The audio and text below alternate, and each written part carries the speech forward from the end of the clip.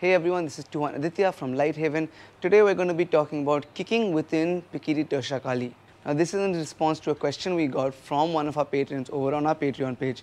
If you'd like to know more about our Patreon page and the exclusive content that we offer there, or if you have questions or requests for videos, check out the link in the description down below. Kicking in Pekiti is trying to overcome 2 or 3 major problems. The first is, in most FMA arts, any sort of extension of the limb becomes the first target. So if I am doing long range punching like straight punches, James is going to immediately cut my hand. If I'm going to be kicking from far away, James is going to be finding a way to cut my leg in some way, shape or form or the other, right? So I don't want to have these long extensions of the limb because he can be cutting me. The second thing is that if him and me are engaging in some sort of weapon-based combat, there are ways I can set up kicks, especially low kicks. I can draw his attention high and then kick low, but it might be more efficient for me to either attack that hand, move it and then attack the head, or if he moves his hand himself, when I'm attacking it, he moves his hand away, he hides his hand,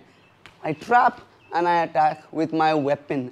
Instead of me going 1, 2, I can be going 1, 2, right? It's just my weapon is going to cause more damage than my foot.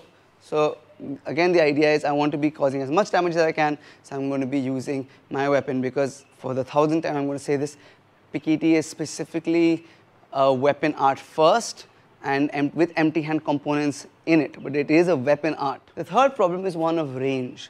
Within Pekiti, we understand that violence has consequences. And so if me and James get into a fight, there are a lot of chances that James can pull a weapon, or his friends can come and fight me as well, or he follows me outside, or a lot of things can go wrong. So I am generally trying to avoid a fight. The only time when I will fight is when I cannot avoid a fight. And generally, let's take a scenario, we're in a bar, we're in a restaurant or something, and James has come and he's in my face. He has bridged that distance. There is no long range of us moving around here, doing all that kind of stuff. He has bridged that distance, he's in my face, and now violence is imminent.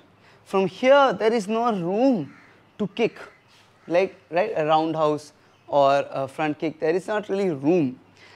And because of that, I need to modify. If I do have to kick, for whatever reason I may choose to destroy the legs before I attack something else, I have to choose the appropriate kicks for it. So we're going to work on 2 kicks. The first is called a sipa, which is sort of this, oftentimes called an oblique kick, but we use it to target a lot of other things as well.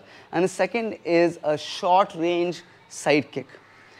We also generally use this in some sort of a counter attack fashion. So James is punching me, I'm stepping off center line, and now I'm looking to attack. So maybe I'm going to attack that leg this way, or this way, or this way, right? But I have stepped off center line and then I am looking to attack. So when we're talking about the sipa, we have 3 ways of doing this. We have either I'm going to stamp on his knee, or I'm going to use my instep or shin to kick the thigh either on the outside or on the inside, or the way that Grand Tuhan likes to do it, he wears heavy boots with like steel capped toes. He will kick you anywhere, but he'll kick you with the toes.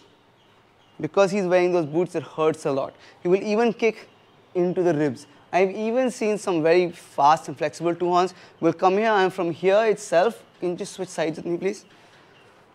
He will come to the outside, and from here itself be able to fire a sipa to the head.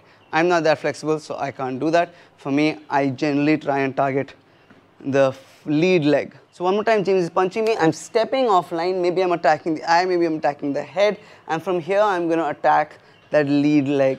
Either the shin, I'm going to stamp down on that knee, or like I said, sometimes my teacher will go to the ribs with those heavy steel capped boots. I don't wear boots that heavy, so I generally avoid this. I prefer hitting this, because the lower I kick, the faster I can come back and attack with other things. It takes me less time to recover.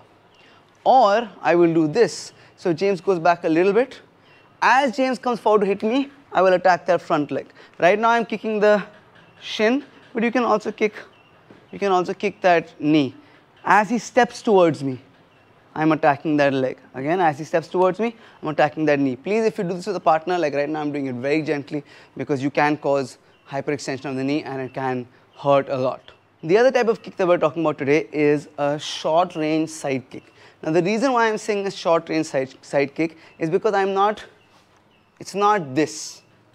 Because again, I don't want to extend so much, number one, and number two, I don't have the range to extend so much. I'm here.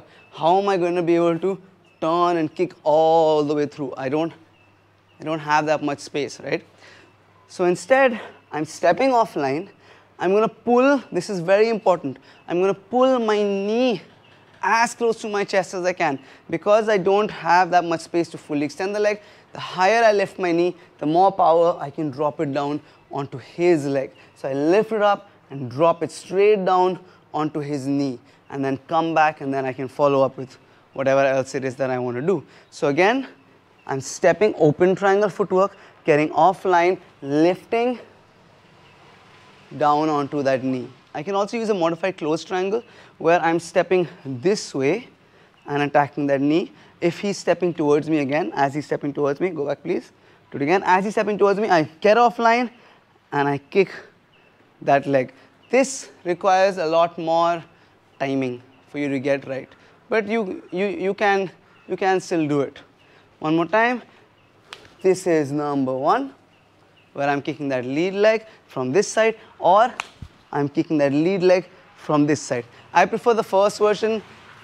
It's easier to apply, it's simpler to apply, less things that can go wrong. Thank you guys so much for watching. If you liked what you saw, if you learned from what you saw, please do like and share this video. Please do subscribe to the channel. If you have anything to add, leave that in the comments down below. All of these things really do help the channel and the school a lot. A huge thank you to all of our patrons. Thank you so much for your support. If you would like to know more about our Patreon page and the exclusive content that we offer there, check out the link in the description down below. Lastly, thank you guys for watching. Thank you James for assisting, and see you in the next video.